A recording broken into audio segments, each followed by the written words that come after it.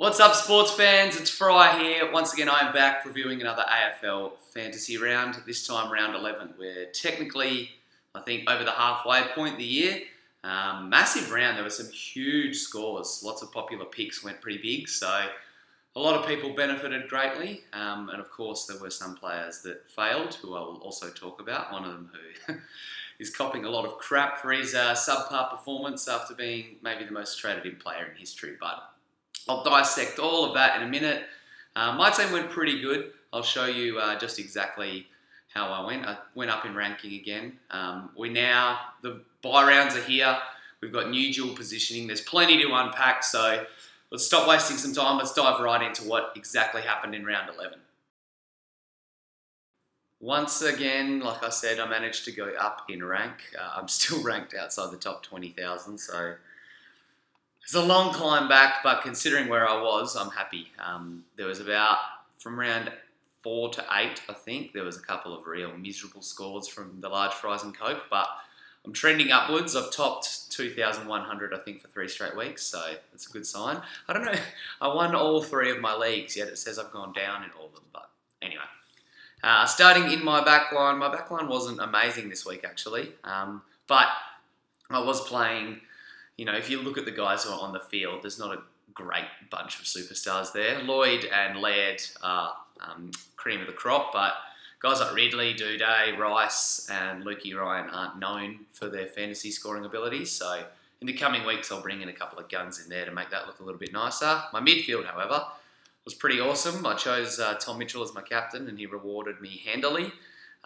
Steele Sidebottom and Bryce Gibbs, who I'll admit I've been pretty harsh on and pretty unfair on. They both rewarded me with massive scores, and then everyone else was solid with somewhere between 95 and 120, which pretty much seems to be the narrative of my midfield. I don't have a lot of massive scores. I did this week, but usually everyone's pretty consistent, and I'm pretty happy with Ed Phillips giving me 77 as well. So nice work midfield. The engine room's looking solid. The ruck's gone, still looks unbelievable.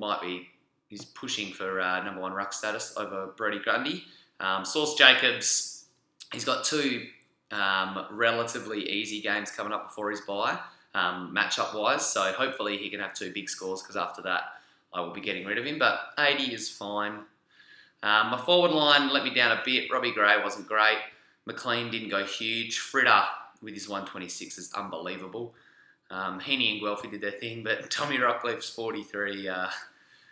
ruined some people's weekend, but considering the rest of my team went pretty good, I was able to survive Rocky's score. But yeah, I'm still just sitting outside the top 20k. Hopefully some big moves in the coming weeks and some solid performance over the buys will see me catapult upwards into the ranking that I want to have. Yeah, very interesting trade week coming up. So as I mentioned, the large fries and Coke went pretty good. I was a bit disappointed I didn't crack the 2-2 after being so close, but I went up in rank. Things are looking ominous. So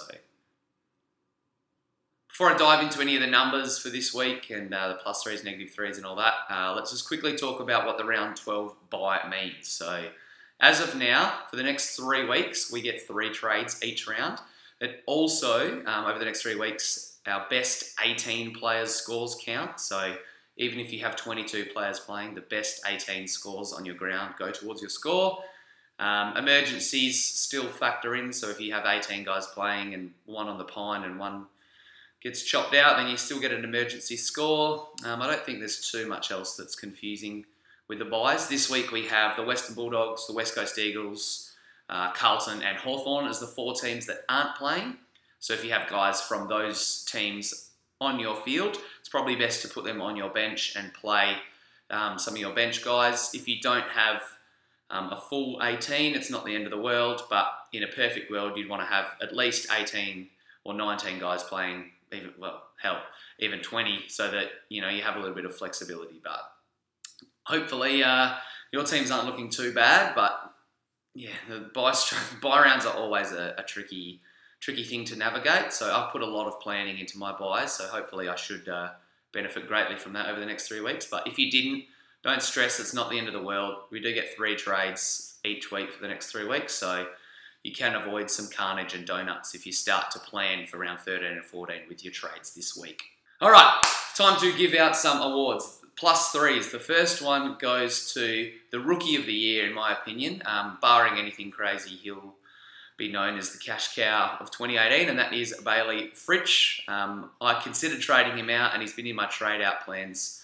Was in my trade-out plans a few weeks ago, but damn, he's been impressive over the last month. He is amazing. Scored a 126 against the Bulldogs. Melbourne just seems like a fantasy football factory at the moment. They keep rolling in the points, so Fritsch seems like he's destined to keep scoring some more points. He did get dual positioning as well. I'll touch on the other players that did a little bit later on, but he is now a midfield and a forward, so well done, Fritter. Those people that traded him out early will be kicking themselves, but those people that held him, like yours truly, will be very, very pleased. The second shout out of a positive variety goes to Tom Mitchell, who's wrestling the mantle back from Jack McRae as the best player this season. Had another massive 145. I think he's gone over 130 for 4 straight weeks, something stupid like that. I had the captain's badge on him. A lot of other people did as well. Yeah, there's not a lot that I can say that hasn't been said already about Tom Mitchell. He's pretty amazing. If you don't have him, his price is still down a hair from where he was previously. I think you can save yourself about 100 grand from if he keeps these numbers up, where he will finish. So if he comes off his bye next week and you're looking to get someone in round 13, then Tom Mitchell is the guy.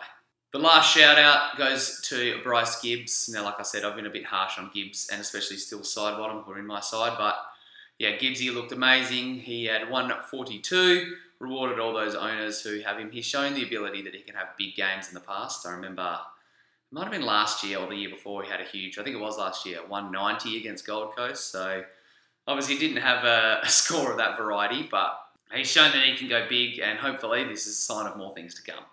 -3, there's no other place to start. I was one of the 19,000 plus coaches that traded in Tom Rockcliffe, and I was one of the 19+ thousand coaches who dreaded seeing his score at the end of the game. He had a 43. Now, I was told myself I was going to watch all of the Hawthorn and Port game, but I watched bits and pieces and then kept falling asleep because it was on at about 2 a.m. Toronto time. Apparently he was doing a bit of a run with role. A positive sign, he still did have 7 tackles, even though he only just managed to get double-digit touches. I'm not going to panic. He'll be better unless he keeps getting deployed in this tagging role. We could see some more low scores, but yeah, spewing that Rocky, after all this hype and all this positive news was generated about his return to glory, he's shat the bed with a 40-odd. So he'll be okay, should be better next week, but fingers crossed this isn't a sign of things to come. Speaking of a sign of things to come, the second -3 goes to his teammate Robbie Gray, who I warned everyone, if he has another shitty game and he plays predominantly forward, it might be time to move him on. And after a 69, fresh off another 60 the week before, or before his bye I should say, then yeah, Gray might be a popular trade out target. I might give him one more week. My third trade is still a little bit up in the air, but his name is definitely on the block. If he wasn't one of the players who we expected to play throughout all 3 bye weeks for us, then he'd probably be out the door for a lot of owners. But yeah, we need more Robbie. You got to lift, buddy. Last but not least, Paul Seedsman needed to repay the faith of coaches who held on to him after he was laid out, and he didn't really do that. 63 is not what you want from a guy who's considered to be in the mix as a top 6 defender. So Seedsman again is another one who's got a lift, or he could find himself out the door closer to his bye. Noteworthy numbers, when we're looking at some break-evens, Rory Sloane still has the highest break-even in the competition. He's not playing at the moment, still injured, so when he comes back he might plummet a bit, but if you see some positive signs, could jump on after a while. Speaking of players in that mould, Josh Kelly has a high break-even over 140 still, but he'll be a guy that we want in our teams probably closer towards the end of the year, so he might be ripe for the picking fresh off his bye if he has another big score or two. Fife has another high break-even, but he's, again, one of the form players in the competition, so you take the good with the bad. He had a 70-odd on the weekend, which kind of hurt him a bit, but he's still an absolute jet. And the last one is Zaharakis, who got hurt, has a busted collarbone, which I'm going to talk about a bit later. So as a result, didn't play a lot of the game. I think he scored a 12. So he's break-even shot up. But if he's on your trade radar, keep an eye out, because when he comes back from that injury and he bottoms out a little bit more in price, then he could be a handy unique in your midfield. On the positive side of things, there were plenty of youngsters that shone through. All of these guys that I'm about to mention have a negative break-even. The lowest is by far Logan Austin, who no one saw his massive game against West Coast coming, but kudos, young fella. His teammate Bailey Rice is another good dude. He has a break-even of around -4 from memory. After that, Paul Ahern, who finally made his long-awaited Kangaroos debut. He's got a -15 break-even. There were a couple of other debutants in Scotty Jones and Giroux from the Dockers that looked good. So did Aptness, and the Collingwood bloke, whose name I'm probably about to butcher, Miachik, is also another one. So all of those dudes, I think Giroux has a positive break-even, but technically all of those guys I just mentioned definite trade candidates. As long as they fit your buy structures and a couple of other moves, you should definitely look at bringing them in. Quick fire trade thoughts. Now, before I talk about who to get in and out, we had a new batch of DPPs, so there's 16 players, I think from memory, who now have a new status next to their name, although a lot of them weren't really relevant guys. Danger was the biggest name we thought was going to get forward status, along with the likes of Bontempelli. But neither of the two did, which makes sense. You know, that we don't know them as forwards, we know them as midfielders. So stop sooking if you do own them. I own Danger and wanted forward status. I mean, who wouldn't? But didn't happen. So build a bridge. Like I mentioned, Fritsch now has midfield status, along with Elliot Yeo, which is a massive tick, and Matty Guelphy. So the three of them are probably the only fantasy classic relevant guys. There were a few other dudes. I mean, McInerney got forward status added, so he could be a nice link to maybe use some bench movement throughout the buys. A few other dudes like Louis Jetta, Alan Christensen, who else was there? Jack Nunes and Johannesson. A few of them added a couple of other different statuses, but like I said, they're not really super relevant. So Guelphy, Yowie, and Fritsch for me are the three that really matter, who are now all midfield viable characters. With that in mind, let me quickly break down a couple of trade targets you can look for. Angus Brayshaw, number one dude who you should probably target in your defence. There's other guys who I have higher on my list, but due to their bye, I'm not bringing them in. So Brayshaw is definitely a candidate for me to get this week. In your midfield, you can probably look at getting Tom Mitchell off his bye, or maybe Devon Smith or Mickey Walters. They both have dual positioning, so you could also get them in your forward line. Someone who's looking for a little bit of a unique ruckman could chase Jared Witts. He's been scoring pretty reasonably. Only had an 80 on the weekend, but has favourable matchups and will obviously be playing all three of the next 3 weeks throughout the bye, so you could look at those guys. When it comes to the rookies, I mentioned them all already, but if I had to pick one or two, I'd like the looks of grabbing a Hearn over everyone. Now, round 13 is when a lot of people have heavy buys, so you might want to proceed with caution there.